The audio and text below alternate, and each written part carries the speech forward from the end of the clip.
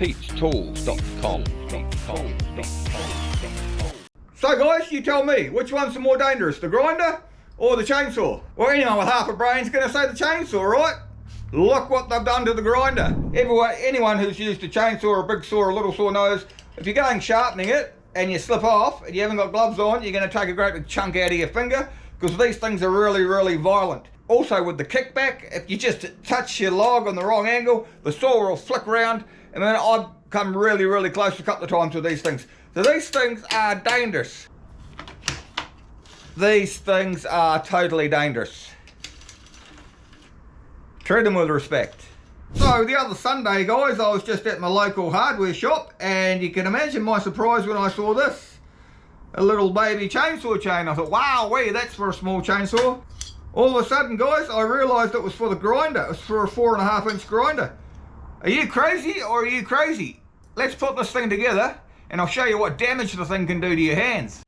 So it goes together like this, as far as I can gather. I don't know how these people come up with these ideas and how they can market them without getting sued. I don't really understand it. This is a lethal cocktail. You got people who don't know how to use an angle grinder and shouldn't be anywhere near a chainsaw. Then what do they decide to do? Let's make the grinder even more dangerous than what it already is. So you have a look here, guys. You get a couple of clips here to hold this thing together while you put it in your machine. This is just crazy. This is lethal. Why would you do this? I thought someone was joking to start off with. I thought it was something someone made in their backyard. And then I had a look online, and they're using these things and they're telling you to cut through nails and all sorts of stuff. If you've ever used a chainsaw, wow-wee. So this is just a cheap Black & Decker grinder. It's 900 watts. So it's not the littlest, and it's not by any stretch of the imagination the biggest. Now I never do up these discs really, really tight with the attachment. I just like to do it like this, just so I have control over what I'm doing. I like it that it uses itself as a clutch. So if I hit something hard or something like that, then it just spins on the shaft. I've had a couple of these discs fly off before, and it's not really a good look. And with using the grinding disc, as you know, if you've done it many times like I have, even if you get the angle of this wrong when you're grinding, sometimes it can just grab in and it'll flick the grinder around. And then all the way up here, I've cut myself with a grinder. I've been in hospital many times with a grinder actually. They're quite dangerous if you don't know what you're doing. But that's with a flat disc like this, and with a cutting disc, obviously they're even thinner. And if you twist them, they're gonna break and bits will fly in your eye and all the rest of it. So this is a dangerous machine on its own. So now let's go and put a chainsaw chain on a disc. Are you kidding me or are you kidding me? Once again, guys, I am not going to tighten this right up, because if it starts to go silly, I don't want to be behind it.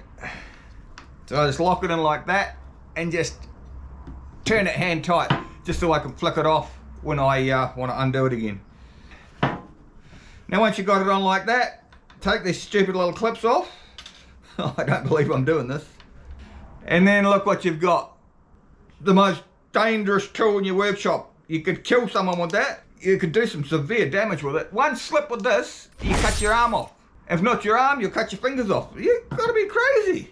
Look at the packet that comes with it. There's just no instructions at all. Maybe used in either direction. Double sawtooth. I mean, it's crazy. Look at the instructions on the back of it. There aren't any.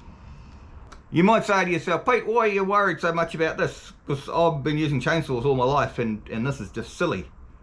Right, guys, here goes nothing.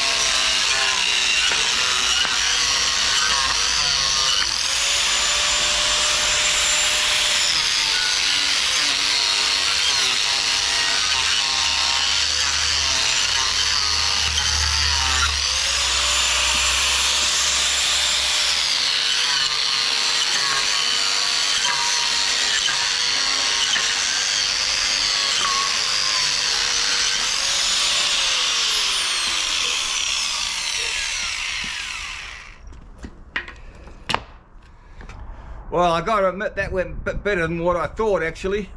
I could still feel the thing twisting and vibrating and doing all sorts of horrible stuff. Maybe it's because I'm used to using a chainsaw that I'm holding it the right way, I don't know. They also say you can use it for carving out wood, so let's have a go at doing that.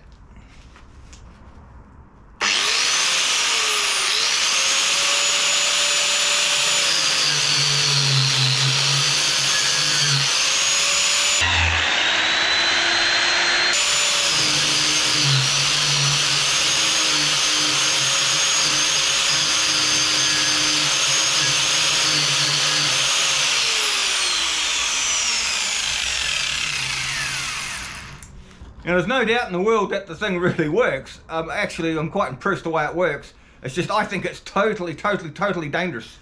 You see there when I was carving that, it started to bite and it started to run this way. Now if you're used to using a chainsaw or an angle grinder, you know what direction it's going to bite in. You can feel it going and then you can just go the other way. But if you're not used to that, you're holding it like this, it bites and it just runs over your other hand. You're going to be buggered. Anyway guys, write in the comments below what you think. So there you have it. If you guys had any experience with this sort of thing, I reckon it's downright dangerous, like I've said all the way along. If you're not used to using this sort of tool, you're going to do yourself some horrible injury. At least when you're using a disc, you're not going to sever any limbs or anything like that. You're going to make a mess of yourself, but not as much as what this thing's going to do to you. Anyway guys, same as usual, you like my videos, subscribe, drop me a like, drop me a comment, come say good day in the comments below. And we'll see you next time, eh? Bye. Pete'sTools.com